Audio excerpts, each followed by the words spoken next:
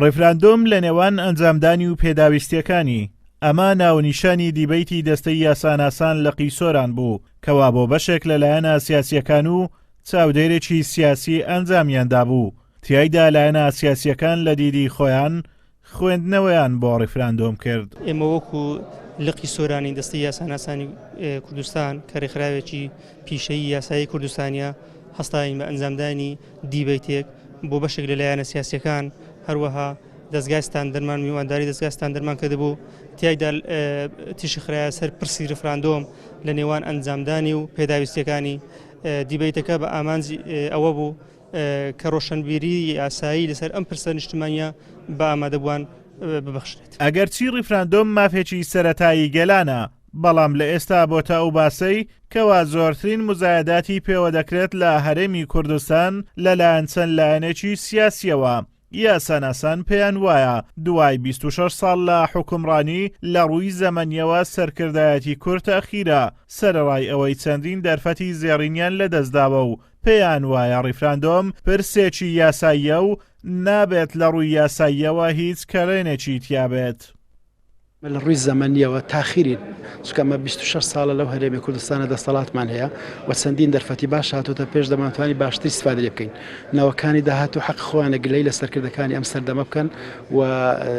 چۆن گلەی لە هەندێک سەرکردەی تاریخی دەکەن کە هیچیان بۆ کورد نەکردووە ئێستا زیاتریش شایانی گلەینە. بەڵام پێداویستەکانی ڕێفراندۆم سەرەتاترین پێداویستی ئەوەیە کە ئێمە بە یەک ڕێزی نیشتیمانی دەستی بدەینێت چکە ئەمە پرسێک نییە پرسی حیزبێک و دوو حیزب بێ پرسی هەموو میلەتە بگرە پرسی نەتەوەیە بۆیە دەبێت یەک ڕێزی نیشتیمانیمان پارێزرا بێ. سەبارەت بە ڕێفراندۆم طبعاً ڕێفراندۆم تەنیا بۆ بابەتێکی دیاریکراون نییە و لە عورفی دەولیدا چەندین جار باسی لێوەکراوە چەندین جار ئەنجام درراوە هەندێک جار سەرکەوتنی بەدەستهێناوە هەندێک جار فەشەلی بەدەستهێناوە بۆیە ڕێفراندۆم بە ئەو بابەتانەیە کە لەنە دەستور باسی لێوە نەکراوە یاخود لەناو یاساکان باسی لێوە نەکراوە و بڕیارێکی لەسەر نەدراوە لە پەرلەمانەکان. بەداخەوەی هەستی پێ دەکەین مەسەلەی ڕێفراندۆم زیاتر وەکو مزایداتێکی حزبی وەکو دروشمێکی سیاسی دێتە بەرچاو نەک وەک ئامانجێکی نیشتیمانی نەتەوەیی پیرۆز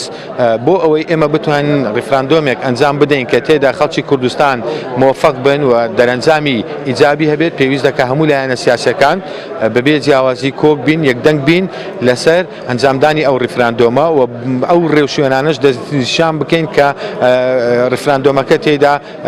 بڕیاری لێوە دەدرێت. یەکڕیزی و تەبایی نێوان لایەنە سیاسیەکان و کاراکردنەوەی پەرلەمان و دروستکردنی پەیوەندیەکی توندوتۆڵ لە نێوان حکوومەت و هاوڵاتیان و دەستنیشانکردنی ڕێوشوێنێکی گونجاو بۆ چۆنیەتی ئەنجامدانی ڕێفراندۆم هەموو ئەمانە پێداویستیەکانی ئەنجامدانی ڕێفراندۆمن کەوا پێویستە بەر لە ئەنجامدانی بێنەدی ئەگەر ناڕێفراندۆم لە هەرێمی کوردستان لە جیاتیەوەی سوودی بۆ خەڵکی هەرێمی کوردستان هەبێت